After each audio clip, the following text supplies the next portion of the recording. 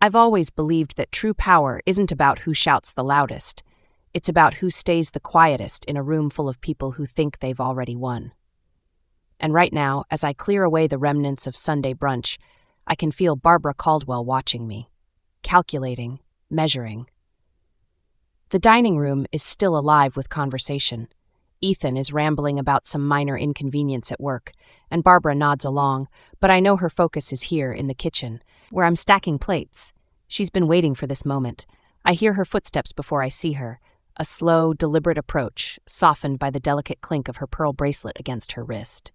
Then that voice, sweet as poisoned honey. "Claire, dear."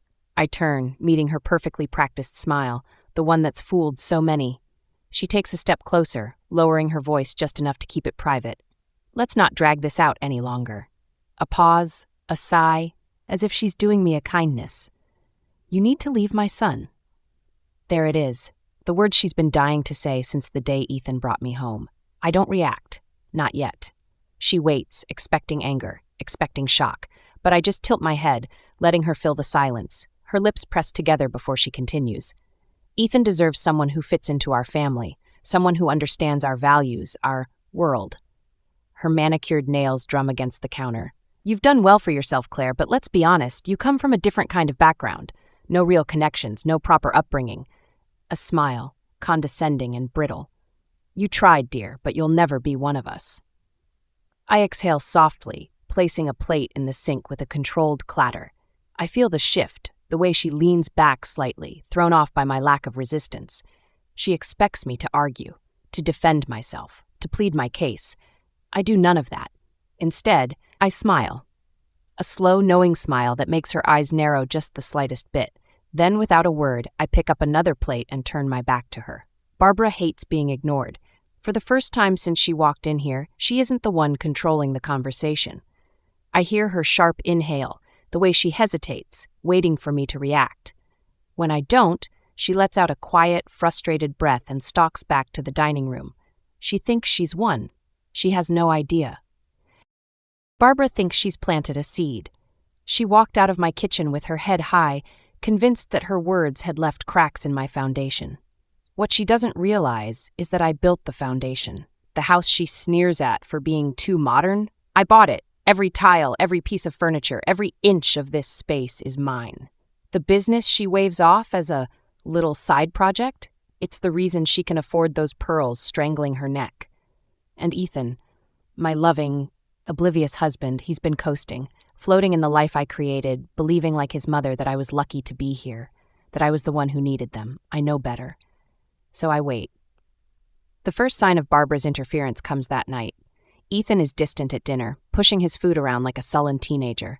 I take a sip of wine, watching him. Waiting. Finally, he exhales through his nose and says, "My mom worries about you." I almost laugh. "Oh? She just thinks you don't really get our family." "That may be." He hesitates, looking at me like he's searching for the right words. Barbara's words. "She thinks you're holding me back." There it is. I set my wine glass down gently. And what do you think? Ethan runs a hand through his hair, a nervous tick I've seen 100 times before. I think she just wants what's best for me. Not an answer. Not a denial. I could correct him. I could tell him that without me, he'd be drowning. That the car he drives, the vacations he takes, the very roof over his head, none of it exists without me. But I don't. Because that's what Barbara expects. Instead, I nod as if I'm considering his words, as if I'm the one in doubt, and I watch as he relaxes. Barbara has spent her entire life manipulating people, but she's never played against someone like me. She thinks she's winning. I pick up my wine glass, swirling the deep red liquid slowly before taking another sip. I'll let her keep thinking that, for now. There's a special kind of clarity that comes when someone shows you exactly who they are. I've known this was coming. Felt it in the way Ethan hesitated before kissing me goodnight, in the way he lingered on his phone just a little too long after his mother left. But knowing something is coming doesn't make it any less pathetic when it finally happens. I hear them before I see them. I'm walking down the hallway toward the office when I catch the sound of hushed voices. Barbara's saccharine tone dripping with manufactured sympathy, Ethan's low, uncertain murmurs. The door is slightly ajar, just enough for me to stop outside unseen. I'm only saying this because I love you. Barbara sighs, the martyr act perfected over decades. Claire doesn't belong in this family, Ethan. She never did. A pause, a hesitation. Then Ethan, quieter than I've ever heard him. Mom? Barbara pounces. Sweetheart, listen to me. I can make this easy for you. If you divorce her, I'll make sure you walk away with everything. My breath stills. There it is. The final card, played with all the confidence of a woman who has never lost a hand. Barbara is offering him an escape plan, a way to rewrite history where he's the victim, where I was just a phase. She genuinely believes this is her masterstroke. She doesn't know she's playing chess with a queen. I step away, letting the shadows swallow me whole. I don't need to hear Ethan's response. His silence says enough. That night, Ethan sits across from me at the dining table, hands clasped like he's delivering some grand sermon. The kitchen light above us casts a dull glow, making the lines on his face look sharper, older. Claire, he starts, voice laced with fake regret. We need to talk. I say nothing, just watch him. He clears his throat, straightens his shoulders. I've been thinking a lot about us, and I just feel like we want different things. He looks at me like he's waiting for me to argue, to fight for him, to make this harder than it needs to be. I just tilt my head. Ethan shifts, uncomfortable. I think it's time to move on. For a second, the silence stretches so thin between us, I swear I can hear his pulse. Then, finally, I speak. If that's what you want. His mouth opens slightly, then closes. That wasn't the reaction he expected. No begging, no tears, no desperate clinging to a marriage he already checked out of. I stand up, smooth out the creases in my dress, and walk past him. I hear him let out a quiet breath of relief. He thinks this was easy. He thinks I accepted this. Ethan assumes I'll be the one leaving, that I'll pack my things, disappear like an unfortunate inconvenience while he takes everything. I do pack a bag that night, but not for me. There's a moment in every game where the opponent realizes they've lost. It doesn't happen all at once. It's a slow unraveling. A gradual, horrifying understanding that the ground beneath them isn't solid, that they've been standing on ice, thin and cracking, and it's too late to turn back. Ethan's moment starts at 7:42 a.m. I know this because I hear the sharp slam of a dresser drawer, then another, then the unmistakable shuffle of frantic movement. He's looking for his wallet, for his phone, for something that will give him control. I stay in bed, stretching lazily as I hear him stomp toward the kitchen. The beep of the coffee machine, the impatient tapping of his fingers on the counter. Then, finally, the quiet click of his laptop. Silence. Then a sharp, frustrated inhale. He tries again and again. I sit up just in time to hear his voice, tight with forced calm. Claire? I step into the hallway, tilting my head. Something wrong? He looks up from his laptop, confusion flickering behind his tired eyes. The bank app isn't working. Keeps saying my login is invalid. I blink, feigning innocence. That's weird. Ethan rubs the back of his neck, laughing awkwardly. Yeah, weird. He reaches for his phone, calling the bank directly. I watch, silent, as he paces the kitchen, his fingers drumming against the marble countertop. And then he stops. His body tenses. I already know what the bank rep is telling him. He isn't on the account. He never was. His voice drops, his words clipped. What do you mean I'm not listed? A pause. His grip tightens around his phone. That's my account. My wife and I share everything. Another pause. His face pales. No, he says, almost to himself. There has to be a mistake. But there is no mistake. He isn't on the account. He isn't on anything. By noon, the illusion shatters completely. The house? Mine. The business? Mine. The money Barbara swore he'd walk away with? Never existed. I know the exact moment he figures it out because his footsteps turn erratic. Upstairs, downstairs, opening drawers, slamming them shut again. He's searching for proof that he belongs to something, that he owns something. But all he finds are my documents. My name, my signature, and nothing of his. Barbara's promise was nothing more than a whispered lie. By 2 p.m., Barbara calls. I see her name flash on my screen. The sharp, clipped rings of a woman who has never been ignored in her life. I let it go to voicemail. She calls again and again. By the 5th attempt, she sends a text. What have you done? I smile, setting my phone face down on the counter. She thinks this is the end. She doesn't realize it's only the beginning. Barbara Caldwell has spent her entire life believing her last name is enough to bend the world to her will. She thinks power is about perception, who you know, how loudly you speak, how forcefully you demand. But the thing about power, if it isn't real, if it isn't built on something solid, it crumbles the second you push too hard. Today, she learns that lesson the hard way. Ethan's office sits in a glass-paneled high-rise downtown. I imagine the lobby is pristine. Polished floors, sterile lighting, the kind of place where people walk a little faster to look busier than they actually are. It's also the kind of place that doesn't tolerate scenes. Barbara, of course, never got that memo. She storms in like a queen descending upon her court, dripping in entitlement. Her pearls sit high on her throat, her designer bag slung over her arm like a weapon. She bypasses the receptionist entirely.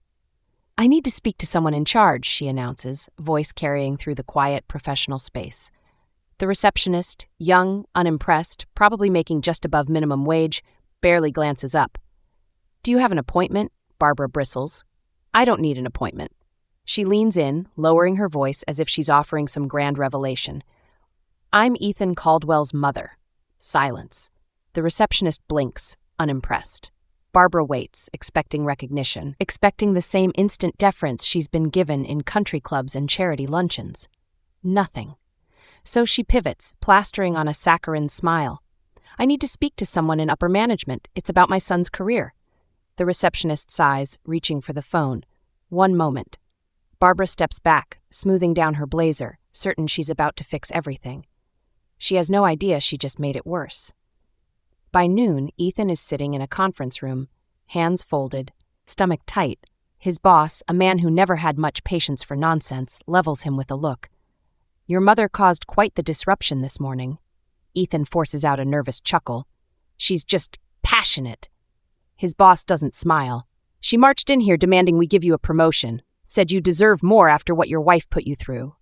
Ethan swallows hard. We were already discussing layoffs." The words land like a slow-motion car crash. "And now we're questioning your judgment, your ability to handle personal and professional boundaries." A pause. "This isn't working out, Ethan." Fired, just like that. Barbara thought she was securing his future. Instead, she destroyed it.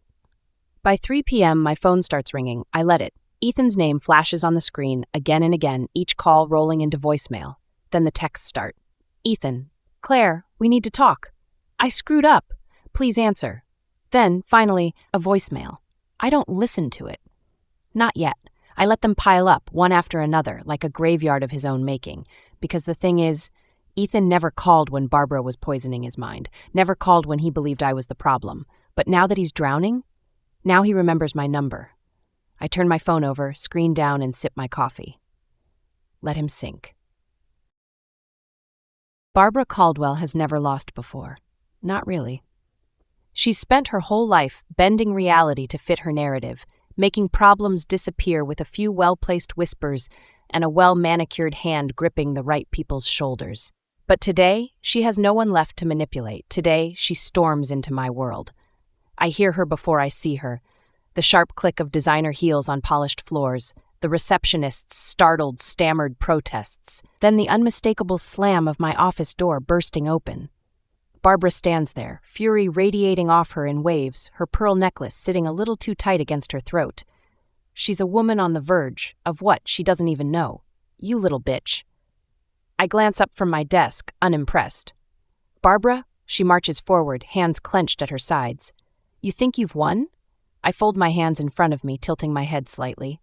"Haven't I?" She exhales sharply, nostrils flaring. "You tricked him?" I blink. "Tricked him?" She leans over my desk, voice dropping into something venomous. "Ethan trusted you. He thought you were building a life together, but you—" Her hand shakes as she gestures wildly around my office, as if my success is some sort of crime. "You were always planning this, weren't you?" I sit back, tapping a single, manicured finger against my desk. "Tell me, Barbara, when did I ever lie?"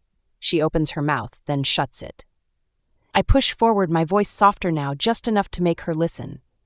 "Your son had choices. He chose to believe you over me, and now he has nothing because of it." Barbara reels back like I slapped her. Her lips tremble, but her pride won't let her back down. "He deserves better." A slow, wicked smile spreads across my lips. You're right. I pause, letting it sink in. He does deserve better. Too bad he'll never find it. She sputters, searching for something, anything, to claw her way back to control. But there's nothing left. She's lost. She just hadn't realized it until now. Her hands tremble at her sides, her breath coming in short bursts. She looks around my office, her perfect little world cracking apart, and for the first time in her life, she has no idea what to do next. I lean back in my chair, watching the moment she finally understands. She never had control. I just let her dig her own grave. Ethan texts me at 3:17 p.m. Claire, please. Just meet me once. I stare at the message, watching the little dots appear, disappear, then appear again. He's hesitating, second-guessing, trying to find the right words. Finally, another message. I messed up. No, how are you? No, I'm sorry for what I did to you. Just I messed up. As if his regret changes anything. As if he isn't the reason he lost everything. I lock my phone and set it down. I let him wait. Barbara's collapse happens quietly. Not the grand, dramatic downfall she probably feared, but something slower, more pathetic.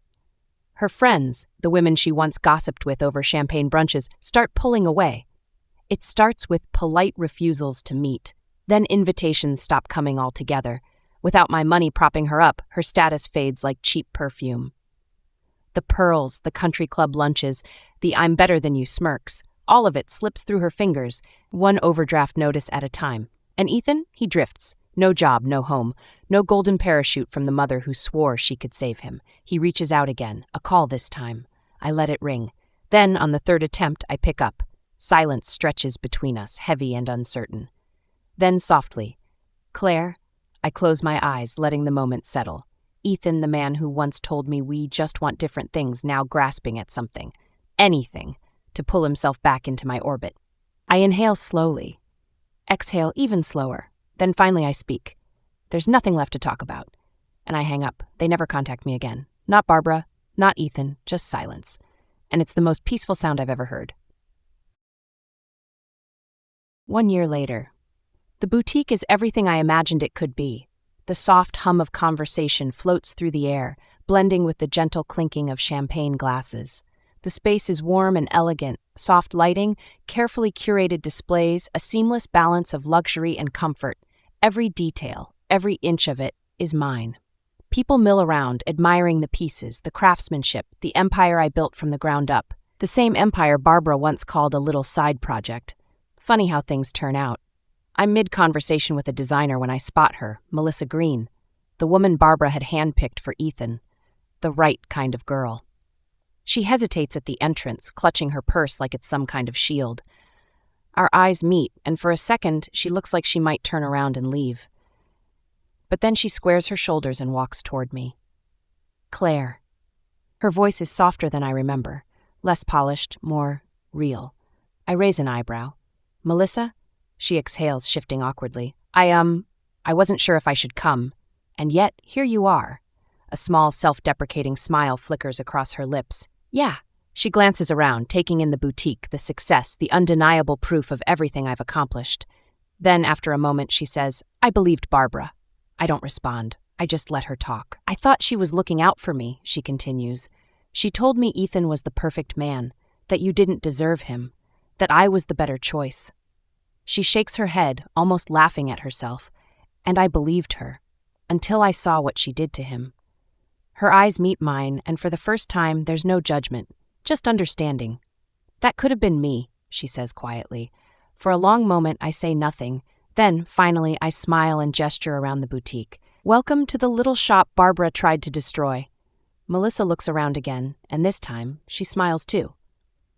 Later that night, after the last guest leaves, I step onto the balcony. The city skyline stretches before me, glittering against the dark sky. The same view I stared at the night I walked away from Ethan. But this time, I don't feel loss. I feel light. I never needed their approval. I never needed Ethan. I was never not good enough. I was always better.